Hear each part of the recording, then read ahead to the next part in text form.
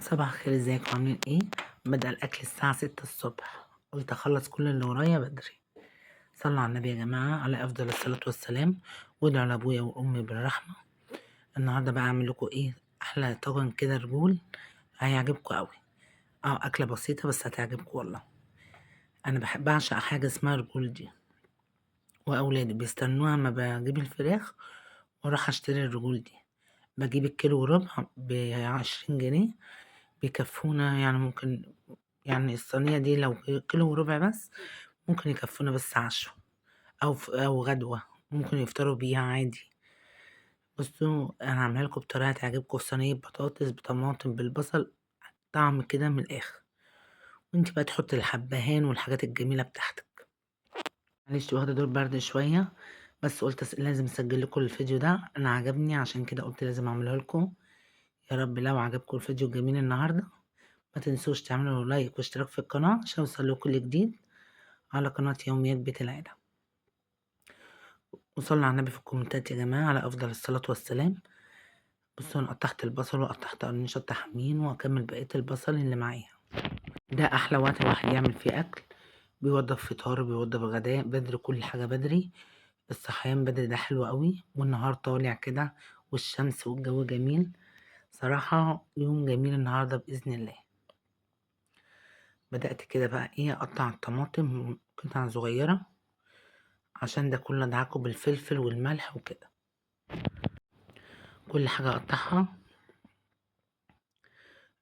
الدنيا بتبقى هدوء الصبح، والعيال بقى ما بتروحش وتيجي حواليكي. ايه بخلص بدري كده أحسن، وانزل بقى أجيب لهم الفطار وأكون خلصت الغدا، واللي بيعوز بسخنه بس بخلي بقى فيها شوية دمعة كده عشان تديها الطعم بقى الحلو ده. الدمعة دي انت ممكن تشربها أصلا في كوبايات من حلاوتها. هتشوف بس الطريقة عاملة ازاي، كله هيعملها. أنا عارفة كلكم هتروحوا تشتروا دلوقتي وتعملوا من حلاوتها. كمية الطماطم حلوة، يعني 6 7 طماطمات يكونوا مستويين عندك، على طول تقطعيهم وتعملي بقى ايه أحلى صينية الرجول. وأنا غاسلة الرجول زي ما أنا مورياكم ومنضفاها. قبليها بتيجي بيوم في التلاجة في الفريزر بتانية، وتلاقيها على طول القشرة الصفرا اللي عليها دي بتتشال في ثانية، وتقص ضوافرها. عايزة تقصها بقى بالقصافة، عايزة تقصها بالمقص، دي براحتك. بس أنا لقيتها عندي قصافة جديدة قلت أما أعمل بيها أحسن. قصيتها وخليتها زي الفل. هجيب بقى شوية الفلفل وشوية الملح والمرقة بتاعتي، وادعكهم الأول قبل ما انزل بالبطاطس. طريقة بسيطة وهتعجبك أوي. أنا عارفة كله هيقوم يشتغل دلوقتي ويعمل صينية الرجول دي. ريحتها بس جابت لآخر الشارع، كان كله بيحسبني شاوية فراخ أصلا، ما يعرفش إن أنا عاملة أصلا رجول. كله بيتمنى إن بيشموا بس الأكل بتاعي. العمارة كلها عندي بتحب تشم أصلا الأكل بتاعي ومن حلاوته. قلبت بقى البطاطس بالبصل بالتوابل بكله على البطاطس، هنزل عليها بإيه؟ بالرجول بقى الجميلة دي. لو عندك كبد حطيها، عندك زوار حطيها، هياكل أي حاجة حطيها.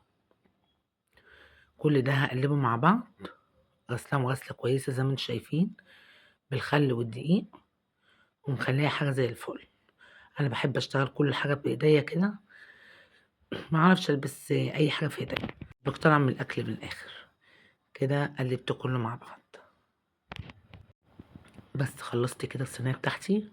أحط عليها شوية زيت صغيرين، ما كتريش يعني.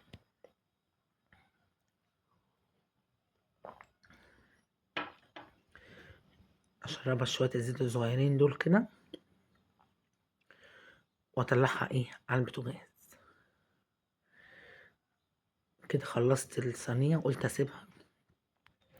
لسه ما روقتش، أنا لسه صاحية أصلا أكتر من أنا علقت على الأكل. البوتاجاز ده بغسله بعد الفطار والغدا، هو بيتوسخ تاني بعد كده، هما بيغرفوا الكلام ده عادي. عملت لهم كده بيض، كان كلنا بقى قاعدين قلنا كلنا نفطر مع بعض. الساعة لسه أصلا ما جاتش، وأعمل سندوتشات المدرسة وكده. الساعة أصلا لغاية دلوقتي ما جاتش أصلا 7. وضبت الفطار والطماطم بقى وقطعت طماطم، الموجود طلعته، هناكل اللي ناكله بقى، بعمل سندوتشات للعيال قبل ما تروح المدرسة. بصوا هفضي بقى في الطبق، البوتاجاز مكان الناحية دي نضيفة يعني عادي يعني، بتنجان والشطة والبصل. يا رب يعجبكم واشوفكم على خير.